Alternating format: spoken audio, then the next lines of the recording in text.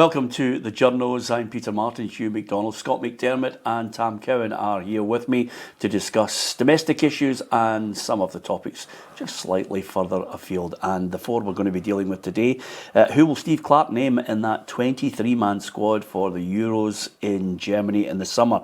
Will Celtic and Rangers win the league until we all drop dead? Some of us are closer than others. This season. Will Manchester City escape being stripped of titles and other fines along the way as they face up to 115 charges? And best statues in the UK. There's been a few that don't really do any great credit to the person they're honouring. So we're hopefully going to come up with 5 who are immortalised in bronze, and then maybe 5 that we think should be getting a statue as well. And see, when you say domestic issues, you just mean the football, don't you? Yes, absolutely. Yeah. Right. I didn't want to give you all my worries. That's a completely separate show. Where did all the houses go? Anyway, apart from that, 23-man list. Is it easy? Is it a tough one for him? Is Steve Clarke facing somebody out of left field that he's going to have to really hurt along the way? I think he'll have probably 20 of the 23 names inked in. I think the issues will be goalkeeper, whether Craig Gordon's fit or not. That'll be it. And then I think the one that would that's iffy is, does he bring in somebody like Doak? I think that'll be on his mind, because the position that he's not great for is that frontline position, and Doak could be somebody that he could just bring on and change a game. So that'll be percolating in his mind. But by and large, I think he'll be faithful to the players that got him there. Scott, the one thing I mentioned more than a few weeks ago, exactly that point on Doak. I think we need somebody different because we don't have a striker. But the biggest problem is, I did ask him, what about the others whose grandparents somehow lived here in Scotland, were born in Scotland? Could somebody come out of left field there? And he said, that's a media-driven campaign. Well, I mean, it was him that got Elliot Anderson into the squad. I don't think that was media driven. Obviously that kind of went pear-shaped for him. I agree with you. I mean, I actually wrote down what I thought the squad might be in the other night, and I reckon there's 20 nailed on. I agree with you. I think there's probably 3 spaces up for grabs. If Craig Gordon's fit, I think he goes with Angus Gunn. So you've got a third choice keeper to pick. I agree, the striker, Shea Adams and Lyndon Dykes will go if fit, but there'll be one more, at least one more, and then maybe one in midfield. Loads can obviously change between now and next June. I mean, it's terrible to say, but I mean, there'll probably be an injury between now and then. Kenny McLean was really unlucky the last time, Euro 2020. He picked up an injury and it ruled him out of the tournament, so you can't legislate for that. In terms of Doak, I agree. I think managers get into international tournaments always like to have a kind of wild card, don't they? And that 23, I know 23 is not that big, it was 26 the last time. But I think it's good to have one wild card that people maybe aren't expecting. And Doak, everything I've seen of Doak, means searing pace, so confident, fearless. The kind of guy you would probably want is that kind of 23rd man. The key thing is, will he be playing games? If he could get some games for Liverpool, I think that would certainly help his cause between now and next summer, but we know how hard it is to get into that team. But will he go on loan in January? Say he went to like a Preston North End or something, played, get regular minutes between now and the summer, then I think he would have a real chance. It's a tough one, Tam, because the other great thing about it is he is a loyal manager. He is. He'll be all across this, I don't think there'll be any real surprises.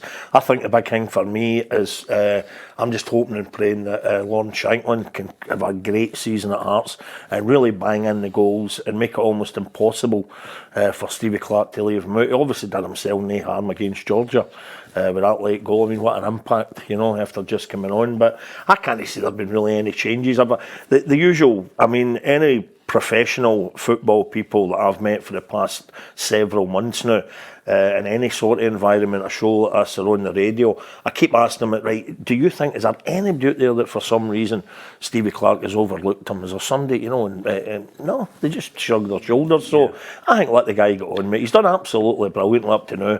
We still need to pinch ourselves thinking we went into those last 2 games having qualified.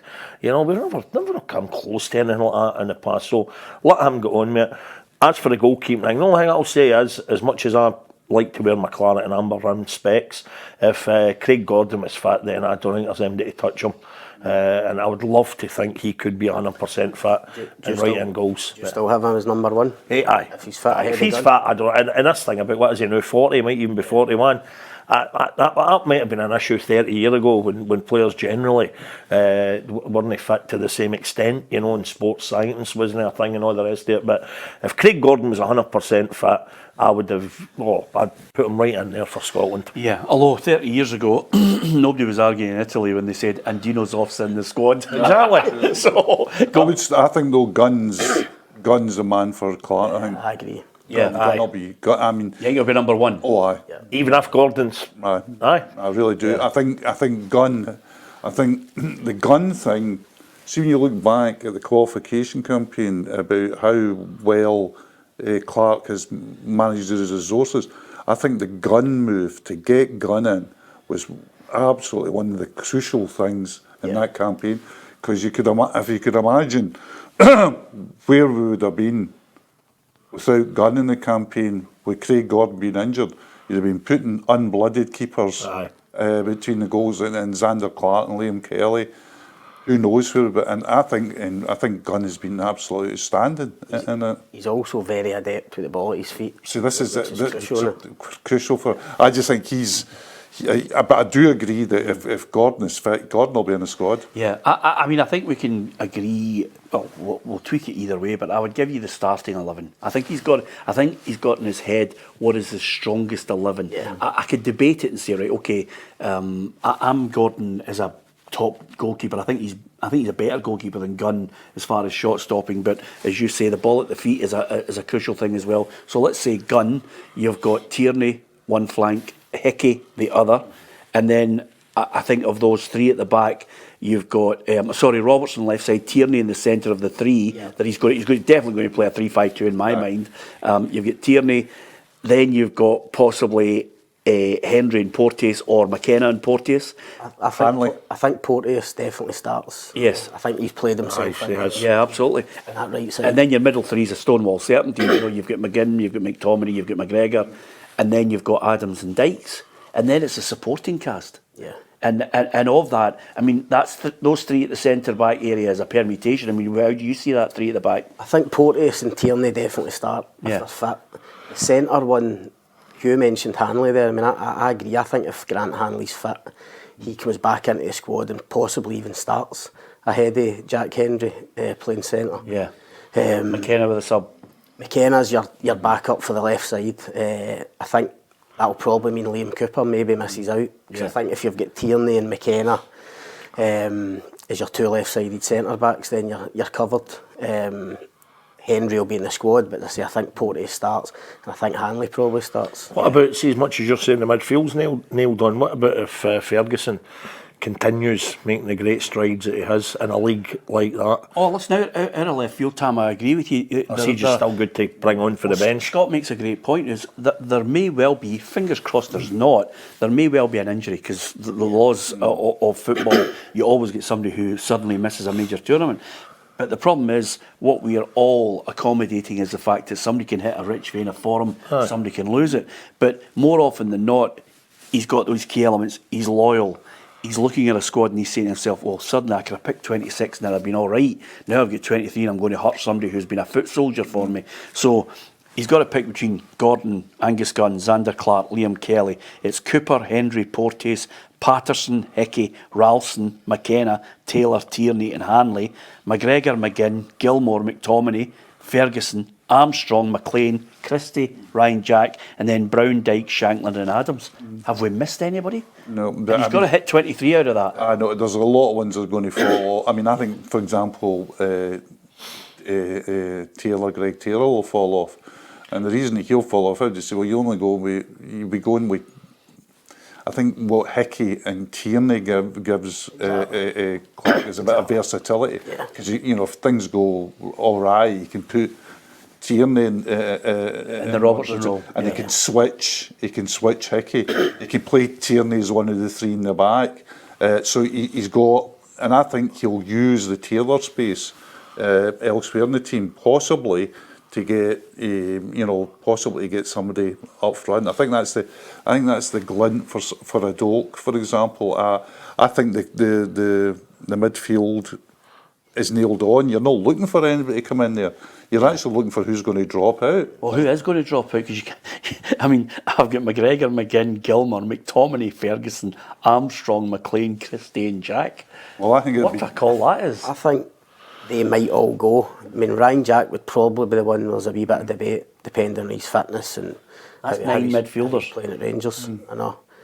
I'd like to see Billy Gilmour start at the Euros. I mean, you didn't mention him there in the kind of starting 11, but I think there's room for Billy Gilmour. Whereabouts is that, Scott? I think sitting beside Carl McGregor is the sitters. I think the best I've seen Scotland play in the last year has been when McGregor and Gilmour have been together. Yeah, but who drops? Do you play one up? I think you play one up. I'd play Adams up front if he's fit, and then I would actually have McGinn and McTominay as the two guys off them. I think I know that's maybe not what people would see McTominay's natural position being, maybe even John McGinn as well, but their goal scoring record for Scotland do that. is incredible. I would look at your granny rule again and remind you that Kevin Van Veen hasn't been capped for Holland yet. Now, what would say to me is, if only he had a Scottish granny. Yeah. I kept an eye on his social life and one way his. Opened a garden fete at Dale Parish Church and wee bit of afternoon delight. Imagine something like that. Imagine just something bizarre like that. But this is the last point I'm going to debate on it, because everybody can, and you yourself can offer your 23 man hit list. Who's there, who's going, who's not going, in the comments section below, and of course across our social media. We will throw it out there for everyone to debate. Who will Steve Clark pick and who is he going to leave out? But the big debate is, does someone come out of left field? Can I ask Scott, and I'm sure Scott's interviewed him in the past for the Sunday Mail, the great mystery that is Ryan Gauld. What's the story there? Oh, terrific player. Everybody say, it seems that he's like Lionel Messi without anybody actually watching him, and they're saying, is there an issue with Stevie Clark? I'm as bamboozled as everybody else. Listen, he's done really well in the last few years, whether that be in Vancouver or even before that in Portugal, but I think I definitely think there's a thing where it's like out of sight, out of mind. I agree. I do think that affects players sometimes when they go that far afield, and also, just as we're talking about, where does he fit into that midfield? I mean, He's going to have to pop. I think he's going to have to part one of these 9. I think. Yeah. I think he'll use his extra space. I'm saying, the back. I think he'll use extra space to get somebody up front, to get 4 up front in his thing. What's the cut-off point, Hughie? When do you need to name this squad? It'll be. I think you name a provisional squad first. And then name a provisional squad. I think at the June friendlies, you've 2 friendlies before the tournament. If anybody gets injured during there, he'll know his squad by then. The only one thing I would say to you, Hugh, and as we're debating whether he comes out of left field with someone, right, is the fact, and I'm not in any way belittling our profession, but the point that I bow to the superior knowledge of managers and scouts and people who are part of that inner sanctum is Steve Clark knows a player, knows his capabilities, knows the levels, and knows his requirements in the jigsaw. There are always anomalies where managers make mistakes where they should have signed someone. I think we could go to lots of Rangers and Celtic guys that they missed out on. They never took the punt on a Ferguson for Rangers, a McGinn for Celtic. But when you're picking a side, usually a manager, Neil Lennon's the prime example in here, where they would go and look at a player and say, right, I understand the level he's at and the type of player he's coming up against. Yeah. That's why I don't buy into all the hype around Ryan Gauld, because why would a manager cut off his nose to spite his face? He wants all guns blazing. If Ryan Gauld is the mini Messi for Scotland, he'd be in the squad You can guarantee that Stevie Clark or his assistant Carver, you can guarantee that they have watched this guy. They'll have seen him all the time. He's no stone unturned. I trust him as a manager. It's international football as well. You tell me that Ryan Gauld good enough to play for Scotland? He is, right? Can you tell me Ryan Gauld should be in the Scotland team? No, because that's the position where they're most strong. You know, you've got guys between. You've got Champions League players in midfield. Unfortunately, we don't have Champions League players up front. It's easier to get into certain parts of the team. Yeah, you know? Absolutely. If Lewis Ferguson can't get in, Exactly, he's playing as Serie A, captain in Bologna, scoring winning goals against Lazio and scoring against Juventus. I mean, he's got to be one of the unluckiest boys about, just looking at that midfield. Yeah, but you might say he's unlucky. Lewis Ferguson probably looking and saying to himself, well, I know what I'm good at, but who's out, who's not doing it? Sometimes, we all do this, Scott, you go, I'm better than him. But for God's sake, John that's where you're strong. McGregor. Well, you're talking about fringe players in the team, guys that are not getting a game every week as English Premier League players, like in Christie and Armstrong. They come on, they're the coming hours. If we had 2 English Premier League strikers, oh, I know. You were saying they're definitely in the team. Yeah, this is the argument about the Newcastle boys. Yeah. If an Anthony Gordon or a Harvey Barnes becomes available, does he throw one of them in? No, is that the one for left field if they commit? Well, my point is a Jack Charlton attitude is, yeah. If you've got to go to a tournament, you want to make a little bit of history, and we don't have the strikers to do it.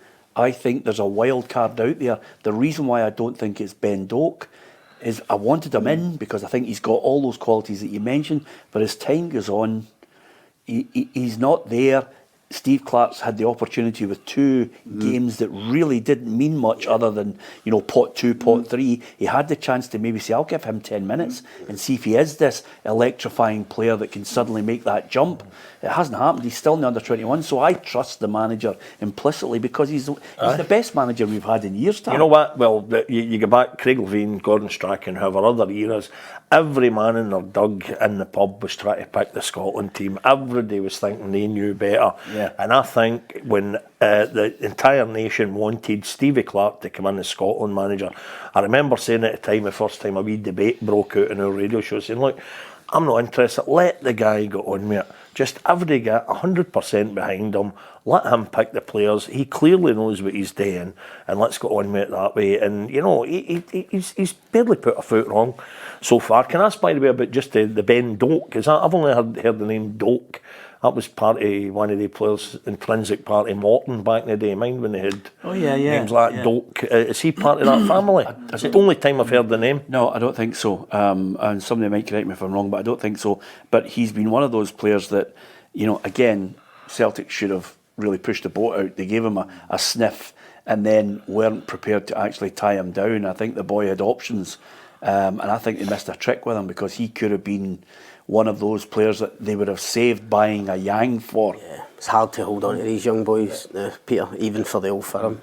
Billy Gilmour's another example at Rangers, obviously. Morrison's at Wigan. Yeah, it's just the way of the world. Yeah. Boys at 15, 16 are getting scouted by Premier League clubs abroad. You mentioned Morrison at Bayern Munich. But Scott, you look at the foreign players that have been bought on huge amounts of money.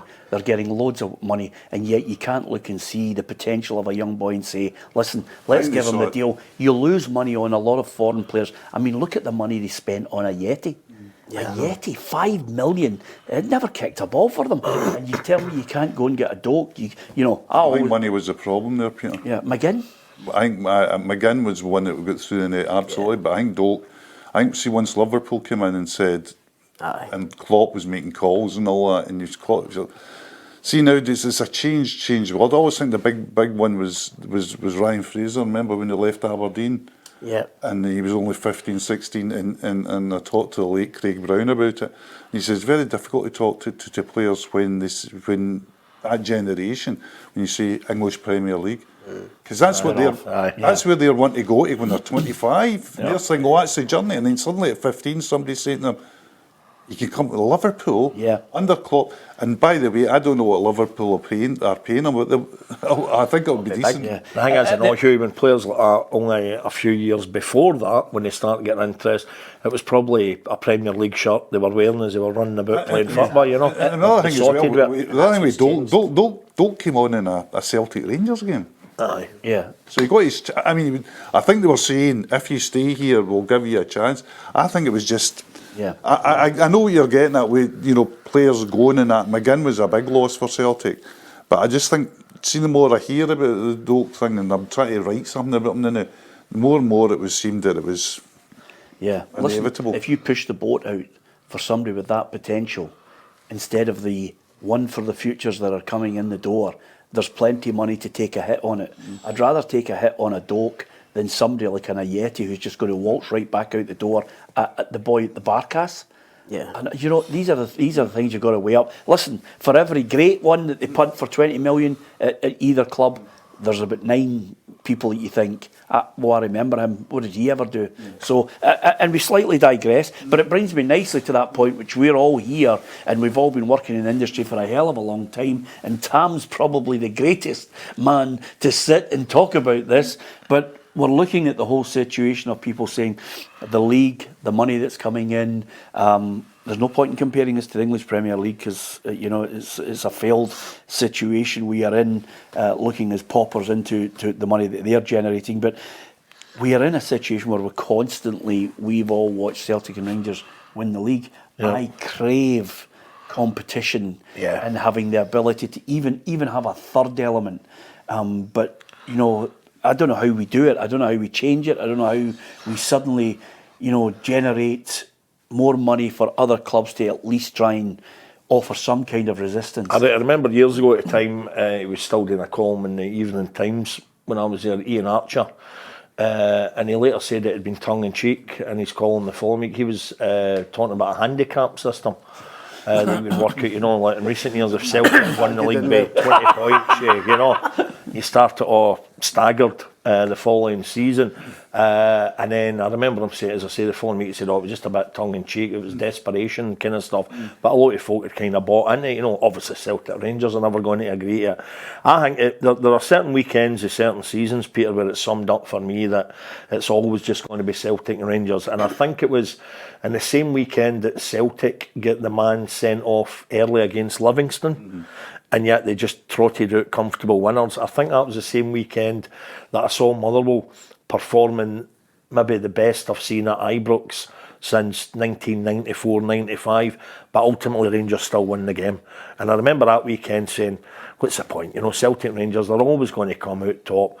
It is the old duopoly. They'll fight out depending who's in the high, who's in the low at the time. But it's going to be between them, then this massive gap. And the bottom line is, it'd be a brave man this season who could pick who's going to finish third. I think absolutely anybody could finish third because the rest of them, I mean, who would put the games on their coat? And the rest of them, they can just beat each other.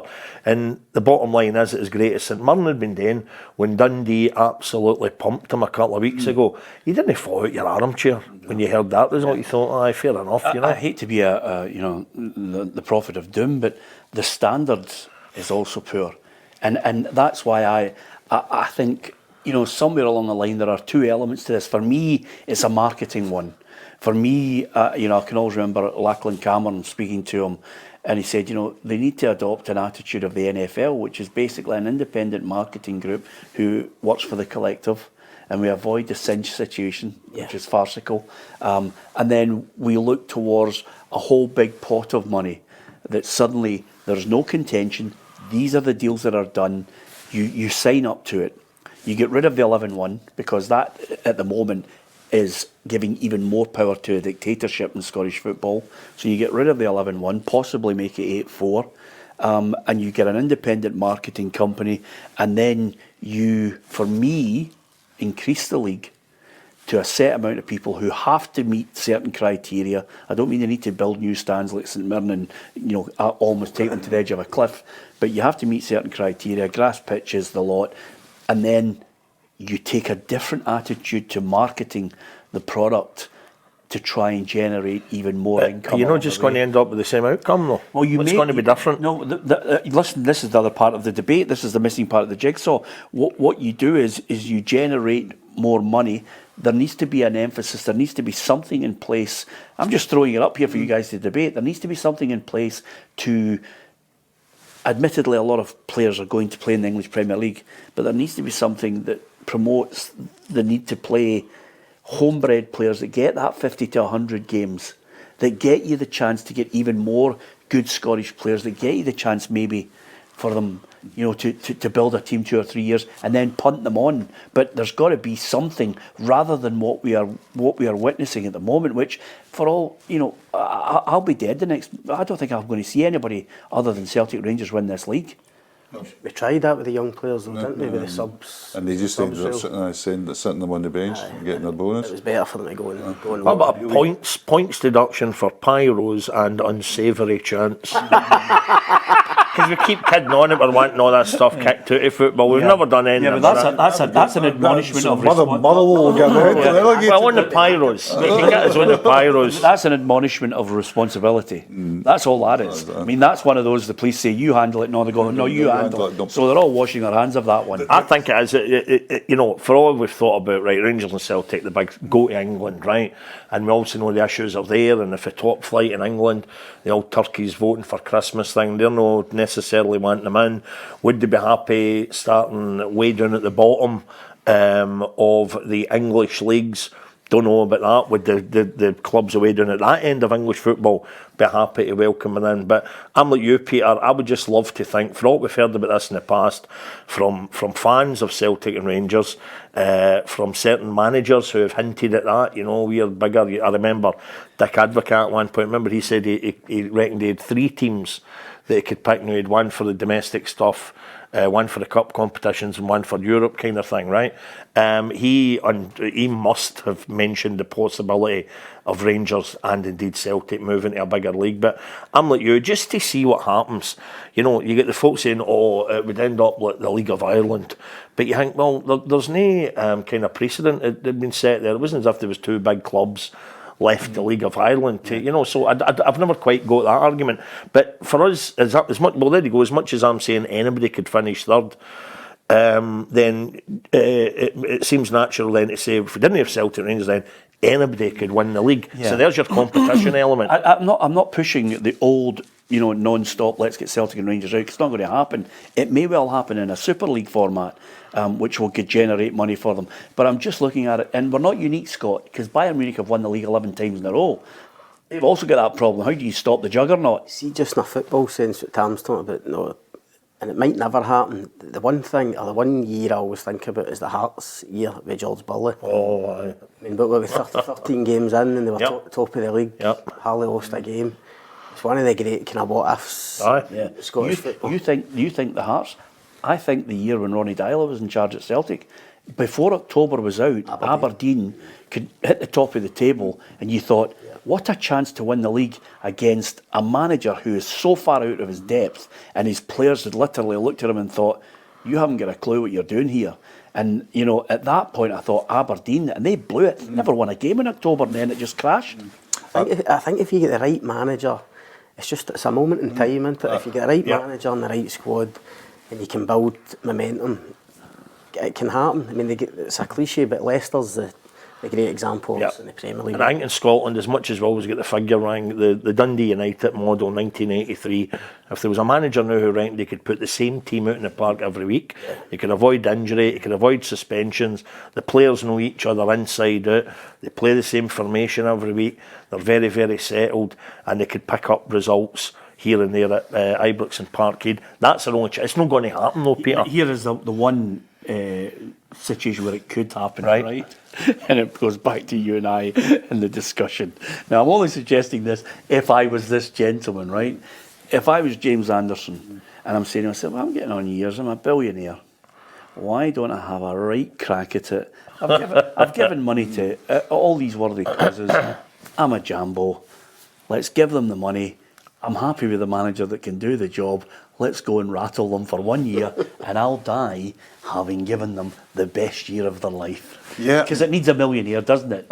But the thing is about these guys who, and I couldn't speak for James Anderson, but I have spoken to him, is that he's all about strategy, and his belief is that the clubs outside Celtic Rangers have really underperformed. They've not done themselves any favour. You know, you look at Atalanta in Italy, AZ Alkmaar in Holland, Villarreal in Spain, Valencia even in Spain, who have all punched above their weight. Scottish clubs haven't done this. If you look at you look at the selling on model of Scottish clubs, are getting slightly better at it, but for years they were ranked. They were just buying 27, 28-year journeymen for England.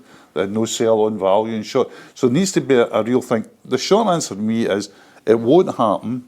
Certainly in my lifetime, which is growing shorter as we speak. But it won't happen then because it's a global problem. It's money. Yeah. It's like you were talking about before we come on the show there. He says, "Oh, I just watched the Cloughy I Believe in Miracles thing." Yeah. Nottingham Forest winning the Champions League as it is, and the English League. It was looked upon as a great achievement there, but we didn't fall out of chairs. Yep. Imagine if we did it now, we'd fall out of chairs. It was a level. Yeah. I mean, now even with the millions and the tens of millions that Nottingham Forest are pouring into that team, they're doing that just to stay out of relegation. And the whole thing's money, right? And if you thought the only way Rangers and Celtic were going to get in English football was at the bottom of some sort of pyramid system, when you look at how important Champions League money has been, about Celtic racking it up and perhaps being accused of no spending it, and then Rangers being desperate to get their mitts on some of that kitty, then they're thinking, well, wait a minute, how many years is this going to be before we're, so, and by the way, I've got no doubt, when I've said to Celtic and Rangers fans in the past and had a debate, sometimes heated on this, I know for a fact you would need to have some real cabbages in charge of Celtic and Rangers if eventually, with the fan base the size of the clubs, if they couldn't get right up to the top of English football. Absolutely. I don't know how long it would take, but without those riches that would be thrown their way, it would happen, but I don't think they'd be up for starting away down at the, Conference League or whatever you want to call it. Just a last point, and this is the thing that should happen, and it could happen within your lifetime or whatever, is quite simply, they need to change the voting. They need to change their attitude to marketing, Scott. They need to change that. They will look and say to you, "Oh no, we've brought in these deals." They need to avoid this. I think this SPFL at times in the last 5 years has been like an episode of Family Guy where they all get into the pub and they all punch the hell out of each other. I agree, but it's a close shop at the moment, Peter. I mean, the SPFL are the clubs, so they're in charge. I mean, Neil Doncaster's the kind of mouthpiece, but makes no big decisions, just speaks on behalf of the other clubs. Yeah. I agree, the voting structure thing has to change, but how quickly that will happen, The other thing as well about the voting structure, you'd have to have an 11-1 vote to get rid of the 11-1 vote. Yeah, absolutely. I'm not trying to be funny here. No. That's the big problem. Who's going to vote? They want it there for a reason, so why would they vote to get rid of it? Exactly. We've seen a similar situation in England this week, haven't we? Precisely that. This ruling on kind of dual ownership clubs loaning players back and forward. Yeah. I think the voting, would the voting have to be in England? It was 12-8. The voting it's a bit looser there. I think there's got to be a 12. It would have to be 13-7 or something like that. And they couldn't get it through. But that's people looking after their own interests. Absolutely. And it brings me nicely to that point that we're going to talk about, which is quite simply, we look at this, we've experienced it before here, in a different style, but Manchester City are facing 115 charges from the Premier League, just 115. Maybe if it was 114, I probably wouldn't have included this in the debate today. But the reason I mention this is because of the 5 charges didn't provide accurate financial information in relation to their revenue, their sponsorship and their operating costs over a 9-year period. Allegations of breaking rules on what the manager received. This is, of course, Mancini. Was there a second contract as an incentive? Charges relating to whether City complied with UEFA's financial fair play, which they received a fine for. Profitability and sustainability rules. And then are Man City guilty of preventing the Premier League getting the information they require to investigate them? And I look at the whole thing, and really the accusation is that City have been accused of not being transparent, obstructing the process, using every legal tool that you can think of to drag it out as long as possible. And then they've even got to a situation where their lawyers have challenged the legitimacy of the Premier League to actually investigate them or charge them in the first place. So it's almost moving into what I call Donald Trump levels here. Yeah, I mean you could sub all the charges down as Manchester City have been at it. Even Shakira knows that. Allegedly, because they are all allegations. Because City claim they're innocent, Hugh. Of course they do, and by the way, I nearly said Sanita there. That was the Rangira, wasn't it? I was thinking for ages what's her name. It was in the court last week. Aye, Shakira, innit? Aye, right. The thing about Man City is if you talk about getting lawyered up, can you imagine the level of lawyers that Man City have got? Can you imagine? The big problem that's coming now is that since Everton's been done, everybody's saying, well, wait a minute, you started the Manchester City investigation before you started the Edinburgh one. The Everton one, and the Everton one's been resolved. Why has this one not been resolved?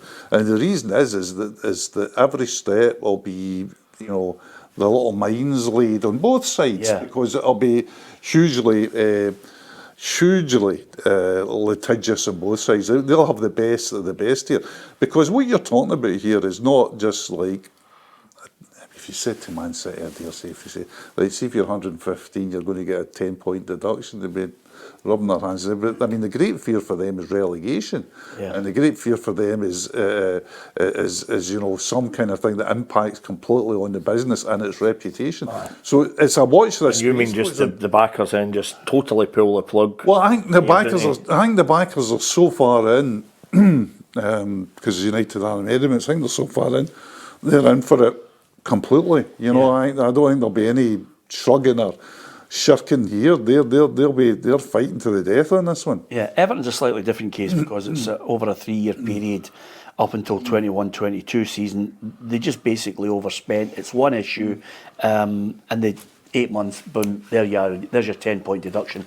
I feel sorry for them because I really want them to stay in the league. I like Everton as a club, and they've got a new stadium. It could actually be really financially difficult for them for a long, long time. The biggest problem with that is a lot of people are looking, and I'm not talking about Manchester City and the eventual outcome, innocent or guilty, but they are looking and saying they're all at it. There's all sorts of, jiggery pokery, if you want to use the words, to suddenly the training ground is sponsored. Suddenly this bit of sponsorship money.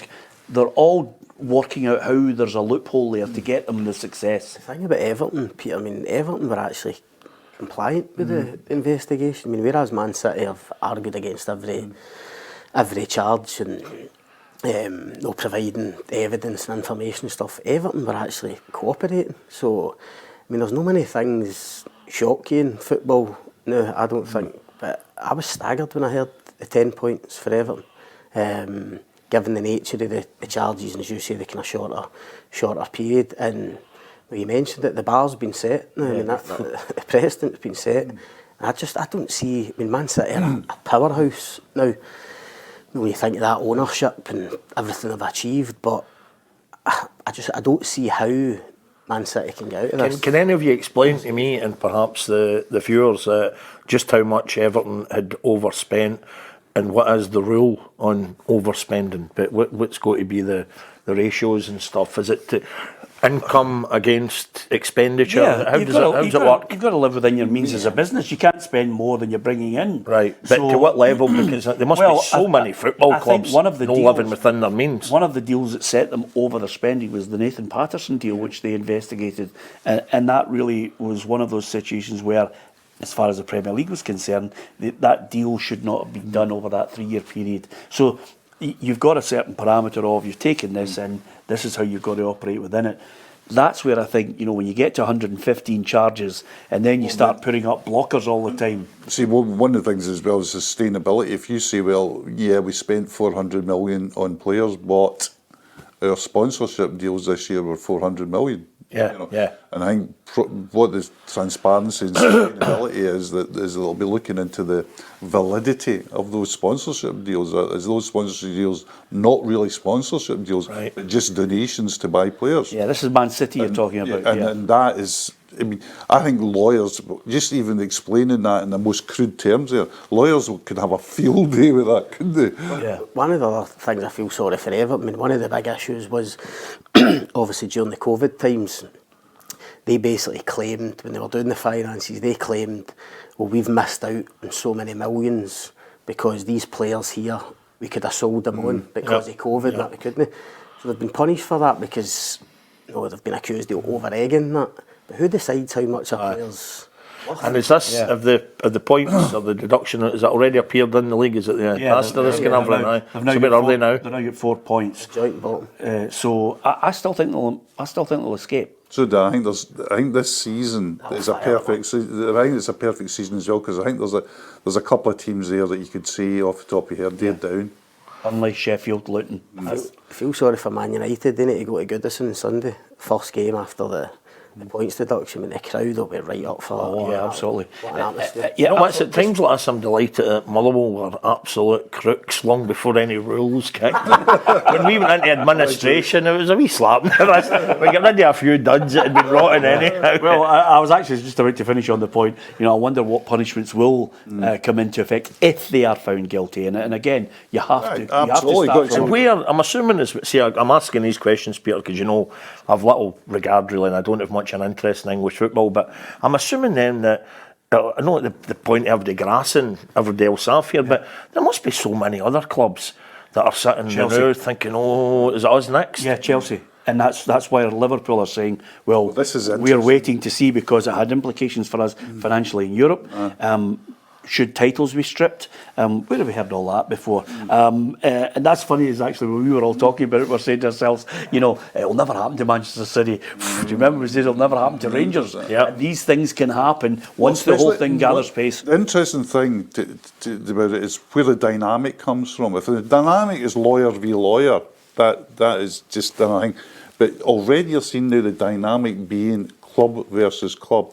You're seeing clubs coming out now and going, no, they've got to be done. Liverpool saying, not saying they've got to be, this has to be ended very quickly. Yeah. Liverpool saying, you see Sheffield United managers it's coming out and saying, do you know what, this has to be done quickly. So people are now, there is a momentum to get it sorted. And because we've been there, Scott, what we should do is we should go down and say to them, here's what you do. You just take a list of all the people that have been against you.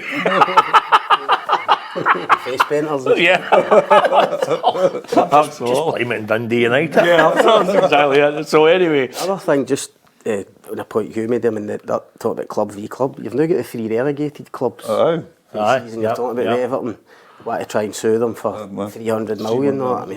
It's and by the way, I don't see that being resolved with City anytime soon. Although they want to try and resolve it, but I think it's got a few more. Yeah, it's got a few more lawyers' fees to go. Just before we finish, I thought I'd get your thoughts, guys, on. We see statues going up everywhere. With John Gregg, Billy McNeil, Jim McLean, Sir Alex, Jimmy Johnson, Davy Cooper in Strathclyde Park, Bobby Lennox, Bobby Moore, Maradona, Pelé. Best in Belfast, Cruyff in Ajax, Eusebio in Lisbon. There's been a few belters. I just wonder, top 5? Top 5. I mean, if it was just the British ones, I think John Gregg at Ibrox, Billy McNeil at Celtic Park. We've got a great love of statues not at football grounds. So we Jinky at Uddingston's a smashing. We went over the road. Davy Cooper is another one. Because Bobby Lennox, that's just in Saltcoats. You see that for the train, don't you? Yeah, Why is there not one at Motherwell? I would know the name that I've got in my head. Who do you reckon there should be at Motherwell? To whom? I don't know. Tommy McLean. Tommy McLean, not at one. Right, but the only thing that he did get the South Stand named in his honour. I think the big one for me, and I'm saying this as a complete neutral, Fergus McCann. When you think of that, that guy, if ever there was somebody that did physically save a club, It was him. It's a great point you make. Not too sure too many people want to get the photograph. Just taking a wee man with a bonnet and glasses on, you know. And as you walk past it, there's some goes, not one single dime you get. And Ferguson's absolutely shrewd at saving Celtic. And he deserves his place in my mind. The two that I think are a stone wall, and it goes against what you said there with regards to, okay, there's a stand named after them. There's a stand named after Sir Alex at Man United. For me, Dalglish at Liverpool, statue, Stonewall certainty. Yeah, absolutely. And for me, I'm so delighted that Rangers are honouring Walter Smith. Yeah, I mean... Was there going to be a statue? Yeah. That's been commissioned already. I mean, that's... no one's more worthy of that at Rangers than Walter. I was just thinking next summer they might make a Steve Clark one in Ardrossan. I don't know how they mould that dour face right enough. By the way, if he gets us out of the group stages, you might get one outside Hampden Park. You know, I mean, realistically, you know, what is the achievement for a Scotland manager? I mean, I've hearing as well, you know, you can round people now in my generation, when we got to tournaments, even when we got to tournaments, we all go, we're not going to get, there's a real sense of, we can do something here. Yeah. I'm not sure we managed to fully, I'm still quite glad we got there. I'm still in that phase. Yeah. My two favourites were the Cristiano Ronaldo one. The bust. He's arguably the best looking guy on the planet, and this thing looked horrendous. Yeah. And then the great Stushy, when Al Fayed unveiled the Michael Jackson one. I mean, that was just brilliant. To be fair, he was a good midfielder. I just didn't think he deserved to get the recognition he got with it. The best one, though, I mean, one of the great ones being the Manchester United and seeing that triple statue. That's one of my favourites. You're just looking Best at lawn Charlton. And it's really well done as well, and you just go... I mean, that sums a club up in a way, doesn't it? It's very evocative. We've picked two. Any others that we think should be coming? Somebody's missed out. Best statue as well I ever saw in a fictitious sense was in the film. It was one of these airplane style films, Top Gun. Top Secret. Val Kilmer. Do you ever remember that? And it was a great one. Peter Cushing was in it, and it was one of these sight gag films. It was gag, just like the airplane films. And what they had at one point in that, there's a scene just in a park, and it's almost done just in the background, so you need to have noticed it. And they've got a big giant statue, for whatever reason, of a pigeon in the park. And then what they've got is some people flying above it and shitting on it. It's very good. Yeah. I leave you, and I hope you're not going to be offended with this, or indeed Tam. What? I leave you with the news that, eventually, and I'm only saying this having spoken to Ruffy, who's celebrating his birthday, and he said, this is how he said, I'm celebrating my birthday. I'm 72 this week, and I said, yeah, that's great. And he went, I'm getting closer to death. And I thought, wow, what a way to look at it. And I say to you now, Hugh, if we are going to commission any statues outside the PLZ soccer studios, Hugh McDonald and Alan Ruff will be side by side in bronze. It's as simple as that. Well, one part of him has experienced rigor mortis for the past 40 years.